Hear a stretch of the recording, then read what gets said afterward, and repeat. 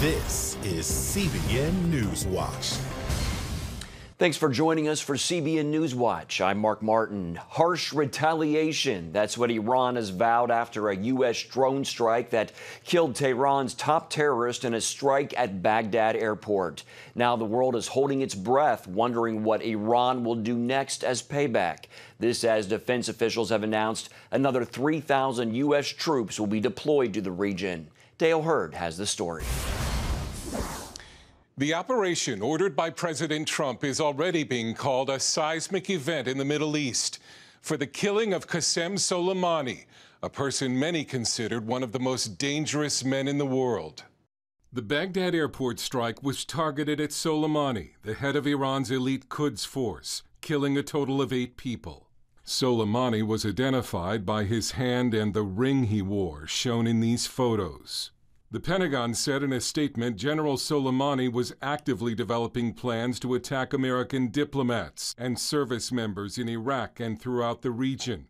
General Soleimani and his Quds force were responsible for the deaths of hundreds of American and coalition service members and the wounding of thousands more. Soleimani was the architect of Iran's operations throughout the region and had been sanctioned by the U.S. and the UN for supporting terrorism. One former CIA officer told The New Yorker Soleimani was the most powerful operative in the Middle East. In Lebanon, Soleimani built Hezbollah into a powerful state within a state that threatens Israel.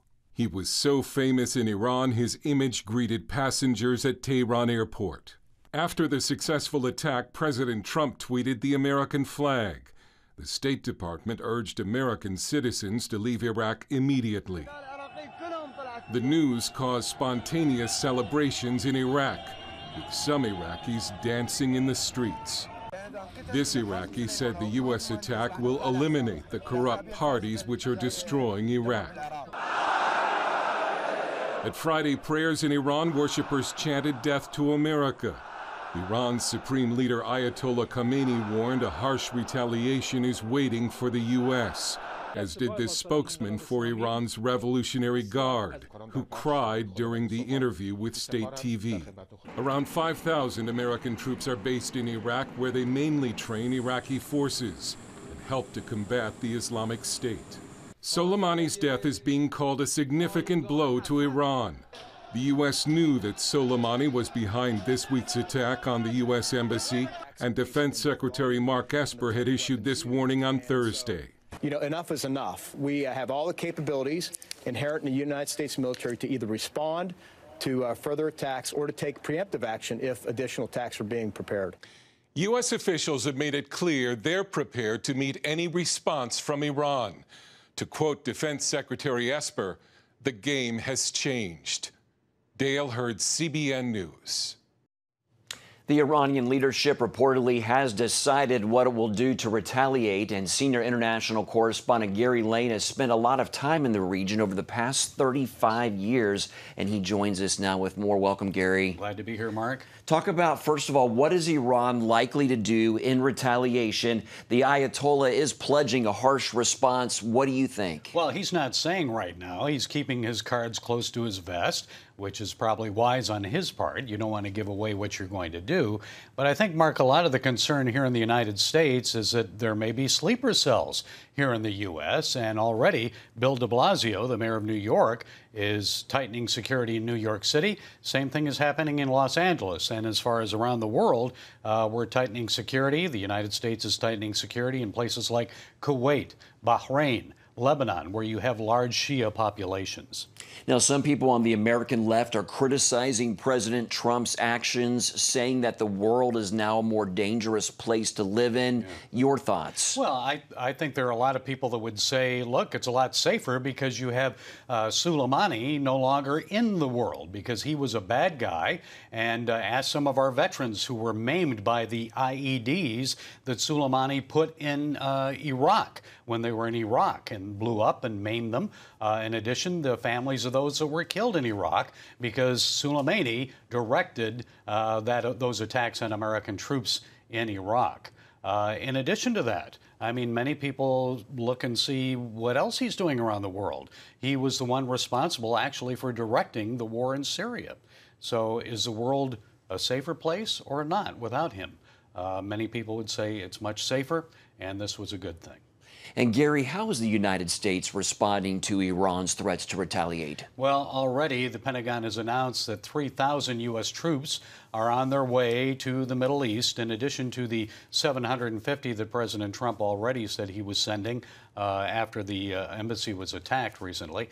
And so that's one response. The other response is the U.S. Embassy in Baghdad is closed. The State Department is urging all Americans in Iraq to leave Iraq.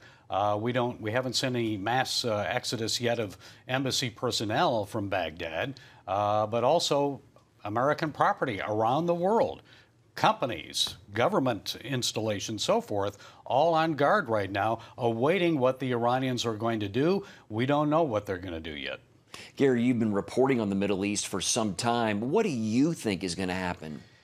Well, I think you're going to see them respond in some way. The Ayatollah pledged he's going to respond. He will respond. Maybe not right away. He'll probably wait until everybody is not on guard anymore. They're off guard, and then he'll respond. And then we'll respond to his retaliation. So it'll be tit for tat, back and forth. And we've got to be careful because it can become an all-out war. But many people would say, look, Mark, we've already been at war for 40 years with Iran. Things like the Marines being killed in the barracks in Beirut back in 1982. Also, when they took over our embassy in 1979, now the latest embassy attack, and the oil tankers in the Persian Gulf. So a lot going on. All right, Gary Lane, our chief international correspondent. Thank you, sir. Sure. In other news, thousands of tourists fled Australia's wildfire-ravaged eastern coast as wildfire conditions there show no sign of letting up. Authorities say at least 8 people have died and 381 homes have been destroyed. Scripture Union Mission Team is among 4,000 people who found refuge on a beach after being evacuated. They actually sang worship songs in the midst of it all and called for the world to pray with them, for the victims and for the wildfires to end. Many of those stranded shared images of the glowing red sky that has been described as the apocalypse. The Trump administration announced new restrictions on e-cigarettes yesterday in an effort to curb teenagers from vaping. U.S. health officials will now ban fruit, candy, mint, and dessert flavors, which are popular with high school students. The flavor ban will also entirely exempt large tank-based vaping devices that are primarily sold in vape shops that cater to adult smokers. Some vape store owners say they see the new rules as an acknowledgement that vaping has its place as an alternative for cigarette smokers. We're happy that the science has finally been recognized, that people realize that this product is helping people quit smoking. The science has been there for almost a decade, and it's been ignored. It's been largely ignored. And we're happy that the FDA has reviewed the science and recognized that this product stands to help millions and millions of people who are former smokers to remain smoke-free. Menthol and tobacco-flavored e-cigarettes will be allowed to remain on the market. Officials in the New York town where a machete attack happened at the home of a rabbi last weekend say they will add additional surveillance measures. Officials said patrols had been stepped up and that the force was looking into ways to increase police visibility in the area amid a rise in anti-Semitic attacks in the region. In addition to the increased police patrols and police physical presence, we are going to install license plate readers ringing the town, every entrance and exit road from the town. It is a complex investigation because we, too, want to know why this individual went to that location, what connection, if any, there was to the congregation or the rabbi or that house. That's part of the investigation. We want to know why, just like you want to know why.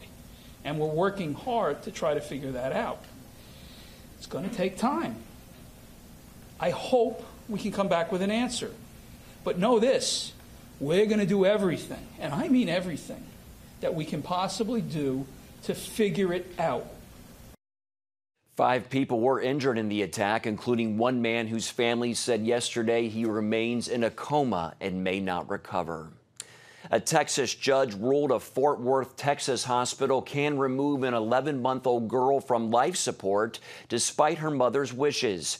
Trinity Lewis had asked a judge in Texas's Fourth Court of Appeals to issue an injunction to make sure the Cook Children's Medical Center doesn't end her daughter Tinsley Lewis's life-sustaining treatment. The hospital invoked the state's 10-day rule, which calls for an ethics committee review if a family disagrees with doctors. They agreed with doctors, and other facilities did too, refusing to allow Tinsley to remain on life support.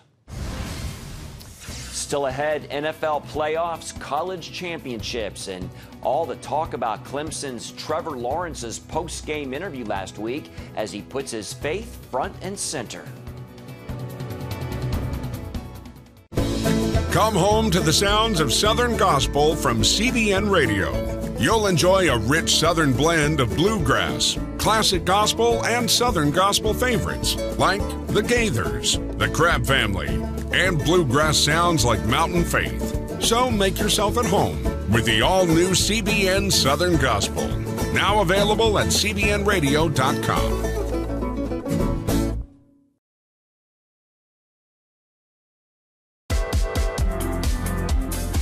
Meet the pastors who are preaching the gospel in a fresh, fearless way.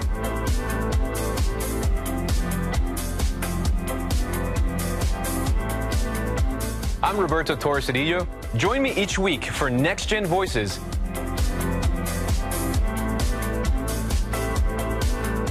And watch God transform a generation.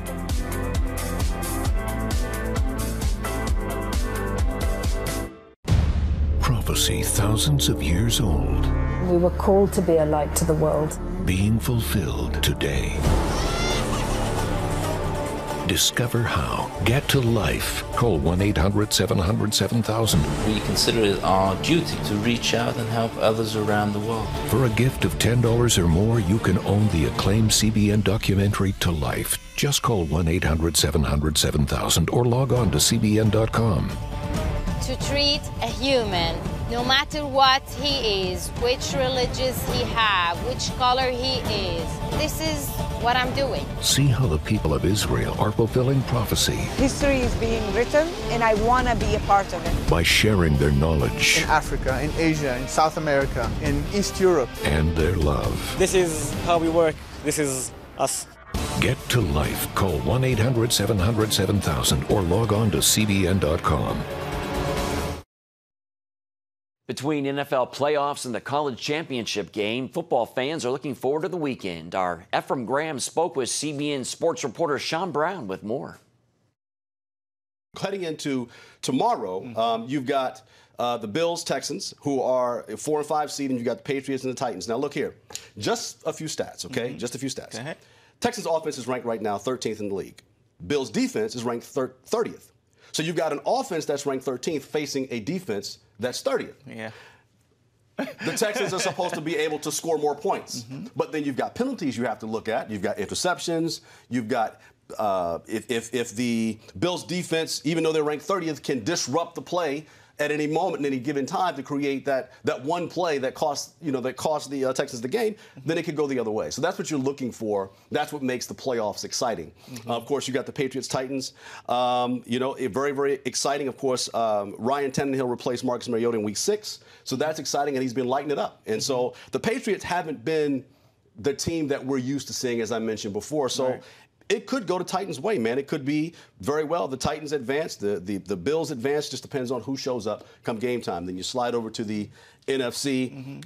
The 49ers have been lighting it up. I mean, they've been lighting it up. If I had to call it right now, I would say either Ravens 49ers or Ravens Saints for the Super Bowl. But again, it all comes down to who shows up come game time. Just for the NFC, a little more stats here. Seahawks, Eagles. They play Sunday, as well as the Saints, Vikings. But the Seahawks actually beat the Eagles in Week 12. Offense was ranked 8. The defense is ranked 4th, I believe. And so, again, you're looking at these matchups. You got stats. That's what people are looking for. Okay, this team is supposed to win. I like to see, when I show up, you got all the stats, but I like to see, okay, if you go into the game knowing that your defense hasn't measured up to an offense that's ranked 1 through 5, then what kind of scheme are you going to run to disrupt their play? And that's what makes the game great. And that's what builds the anticipation. And that's what's most exciting about the NFL playoffs and the championship for that matter. I mean, LSU, Clemson, two tough teams, but LSU has been killing it this season. I mean, from going where they were last season to this season, I mean, it's like night and day, specifically for Joe Burrow, quarterback, Heisman Trophy winner. And so that's going to be exciting. So this time of year, it's exciting. You come back from the holidays, and you've got some exciting football, both on the college level and also the NFL level, man. So it's really exciting. We've heard lots about Clemson, but many are saying this is LSU's year. What do you think? I honestly, as I just finished saying, it could be anybody's game, but quite honestly, LSU has been consistent the entire season.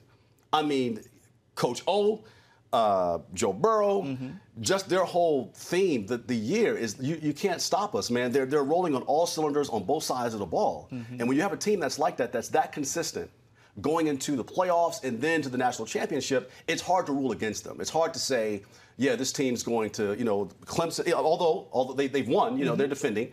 And so you can't sleep on Clemson, but it's hard to say that Clemson's going to take out a team that's as hot or has been as hot as LSU. It's exciting. I can't wait to see all of these games. The national championships next week, so we got a wild card weekend in the NFL this weekend. So I'm looking forward to it, man. It's going to be great. Nice, nice. Well, speaking of Clemson, quarterback Trevor Lawrence talked a lot about God doing more than we can imagine following Clemson's win over the Ohio State University. That was a challenging game for the Tigers, and he gave all the glory to God in it. Always a proud moment to see. When you have a program like Clemson has been the last few years with a head coach in Dabo Swinney who proclaims his faith, he literally will say, hey, this is what our program's about. This is how I do things. It's hard for it not to rub off on the players. It's hard not to rub off on the players. And so here you have a quarterback in Trevor Lawrence that gets that. He comes into the program. I'm sure that was part of his consideration to bring him to the program. As I just go, this young man's faith is solid and we can work with that. He's coachable. And so we're going to bring him here. And now he's using his platform to say, hey, man, I know you see what I'm doing on the field, but here's the real deal of what's going on with me, man. And we've got his quote there, right there. On the screen. Ephesians 3:20, God can do immeasurably more than any of us can because of him within us. And that's just so true. I mean, all of us, me, what we did tonight, it ain't us. It's about this program and who we are. And it's that level of humility that I love, man. I mean, because these guys are, they're giving their all on the field. And sometimes when you're giving your all on the field and everybody's watching, you can kind of give into all the hype. You can give into, and what can happen is that will start to define you. And if your life is defined in wins and losses, what happens when you lose, man? And so if you lose and that's all of your chips are in that, then you're not going to feel good about yourself. But if your foundation is in Christ, as you can see with this Clemson coach and Clemson quarterback, Trevor Lawrence, it's a great feeling, man, to know that he's got his priorities in order. Too often, we carry baggage from our past. You know what it's like. It affects everything and everyone in our lives. It's always there, weighing us down and keeping us from achieving true happiness. But do you know God never meant for us to be trapped in the past? You can be free of your baggage. Learn how God's forgiveness leads to changed lives and new beginnings. Call the 700 Club. I'm Ephraim Graham, and this is Studio 5.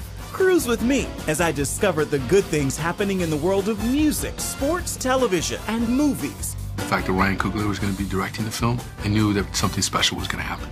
We'll chat with artists at the forefront of entertainment and explore the connection between popular culture and faith. I asked my pastor, I said, well, does that mean I'm supposed to be a preacher? He says, well, no, you already have a pulpit. Watch Studio 5, Wednesday night at 9:30. Tikkun Olam. This is our nature as a country.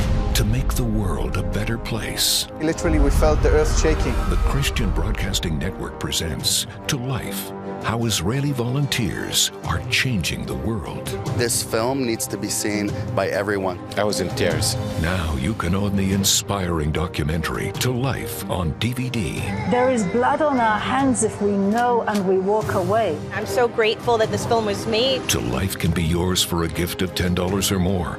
Call 1-800-700-7000 or log on to CBN.com. We know that every minute counts to save life.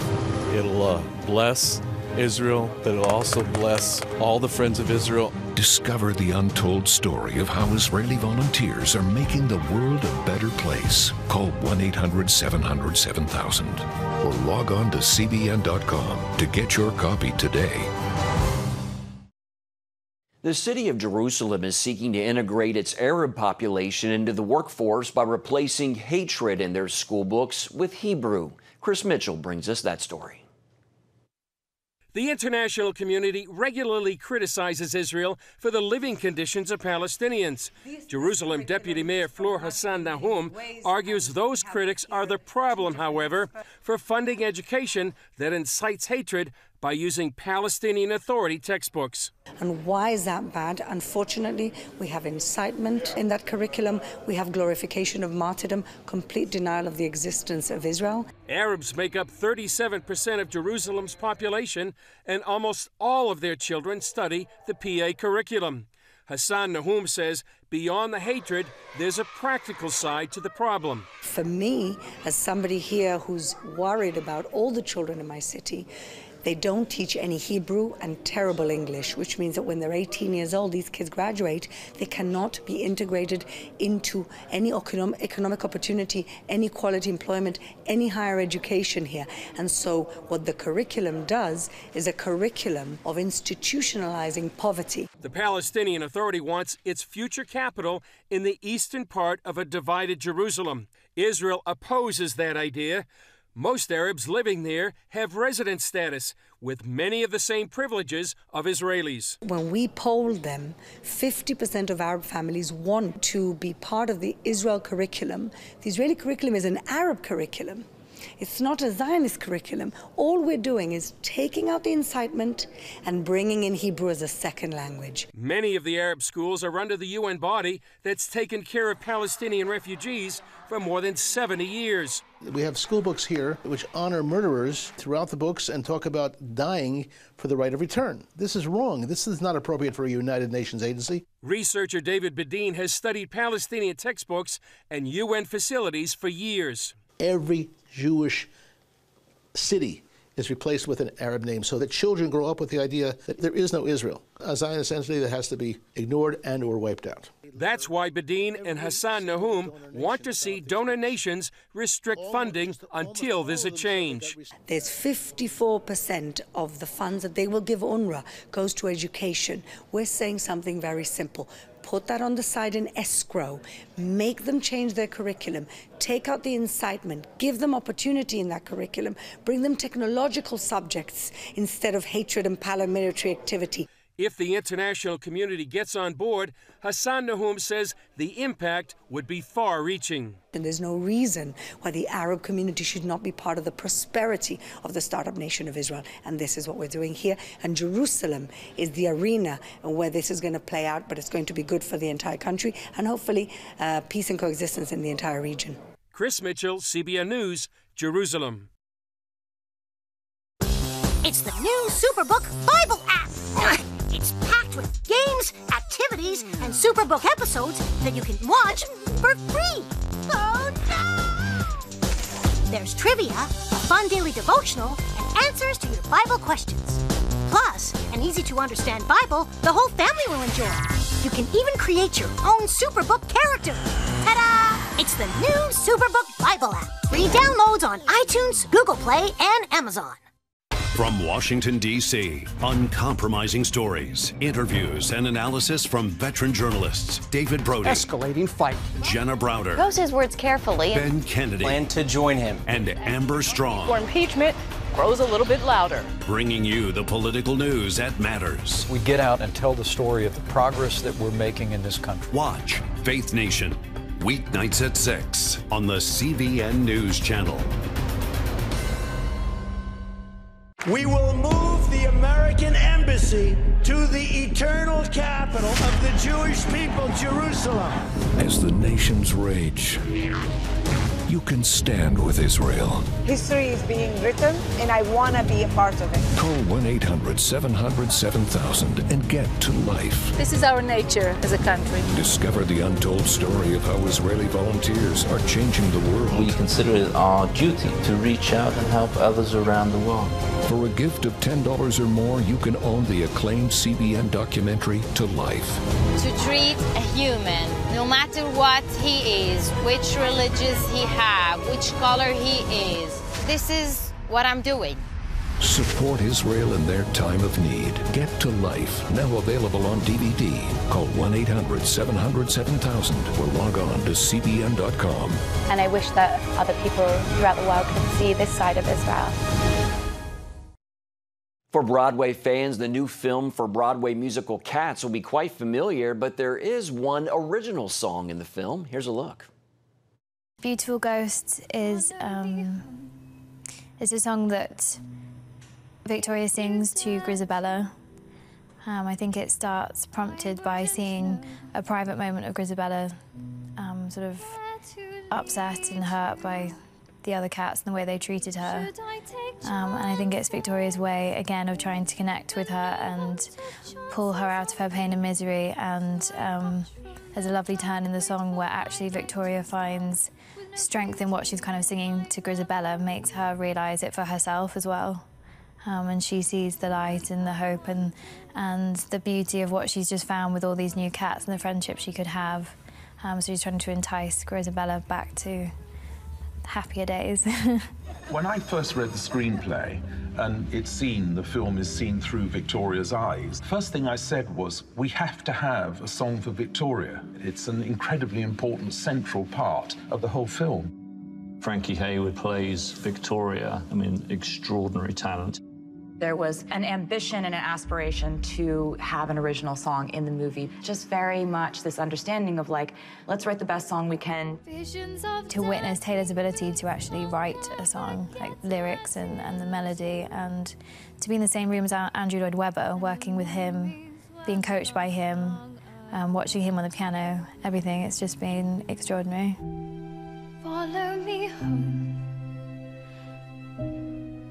If you dare to. What I couldn't believe was the extraordinary beauty of these lyrics that Taylor had written, and it was as if someone had come into the film I was in the middle of making and, you know, read the script and met the actors and seen the world and reflected back to me a profound understanding of what we're trying to do with the movie. So it was utterly thrilling. Andrew was saying, you know, it's this song we want Victoria to sing, but I sing the studio recording of the song too. Perilous night, their voices calling, a flicker of light before the dawning. And so when you started playing the music, it was just this beautiful, haunting melody. T.S. Eliot is such a specific type of writer and uses such specific language and imagery, and so reading through, like, his work and everything, I just really wanted to reflect that within. You can't write a modern lyric for Cats. So, like, if you can't get T.S. Eliot, like, get T.S. I'm here for you.